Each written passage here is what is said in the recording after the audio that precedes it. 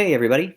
Today I'm going to do something a little bit different from what I normally do, and instead of looking at an entire game, I'm just going to take a look at the very end of a game, just a couple moves, and just talk about one concept that I think is interesting and important, and that hopefully you can use in your own games going forward. And that concept is building separated threats. Building separated threats. And I'll talk about exactly what that means as we go forward, but for now, let's just take a look at the position, and then we'll get into what the separated threats thing actually means. So this game is Atlas versus Hermes. Atlas is blue, Hermes is gray, and it is Atlas to move. Now, the first thing that probably jumps out about this position is that Atlas has an opportunity to make a threat to win. Either of these workers could move up onto A4 and would then be threatening to win on B5. So that's great. We've got a very forcing move that we can make, and the question is, how do we make it? And actually, there's two questions that we can ask about that. One is, which one of these two workers should make that move? And then the other question is, once we've moved up onto A4, where do we build? We already have this level 3 on the board, so we have to build something else somewhere. And it's not necessarily easy to figure out where that should be. So in order to explore these two questions a little bit more, I'm going to first look at what I think is the wrong move in this position, and hopefully that will then explain why what I think is the right move is the right move. So I'm going to hop over to this screenshot I took, and first we're going to consider what happens if we use this worker to move up onto A4. So let's take a look at what that would look like on the board, doing some really high-tech graphics editing here on the fly. So we've moved up onto level 2. We've moved up onto level 2, and we're going to build a level 2 here. And the idea is that if we are able to move back out, then we could build a level 3 where we are and win the game. So just for illustrative purposes, and because I think it's fun to do this, we will move out here onto level 2, build a level 3, and you can see that our workers are creating a little wall, and neither of Hermes' workers is able to dome this level 3, so Atlas will win the game. However, there's a problem with this plan, and you probably figured it out already. The problem is, after we make this move, Hermes is able to move this worker up onto B4 and dome B5 like this.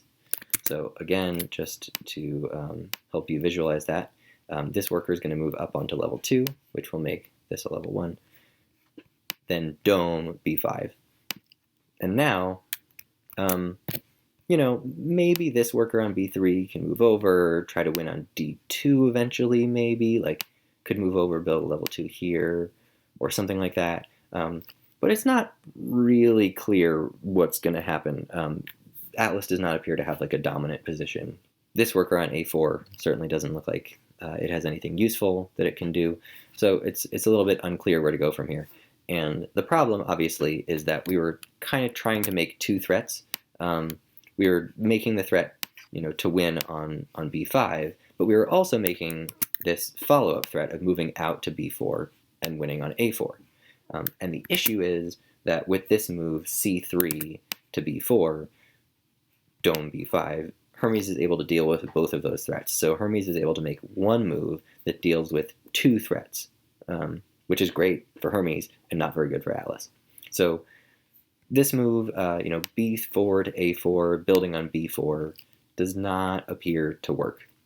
So what if we instead tried using the other worker, B3 to A4? Well, that's what happened in the game, and so we'll jump back over to the game to take a look at it. So here's the actual game again. We can do the replay. And this looks like, on the face of it, a fairly similar situation. We've taken one of our workers. We've moved up to A4. We've built a level 2. It's even a level 2 that this Hermes worker has access to. It's able to move up. But there's one very, very key difference. And the difference is that this level 2 that we've built and the level 3 that we're threatening to win on are separated by one space. And this is what I mean when I say building separated threats. B4 is separating B3 from B5, and that makes all the difference in this position, because now Hermes is unable to use one move to deal with both of our threats.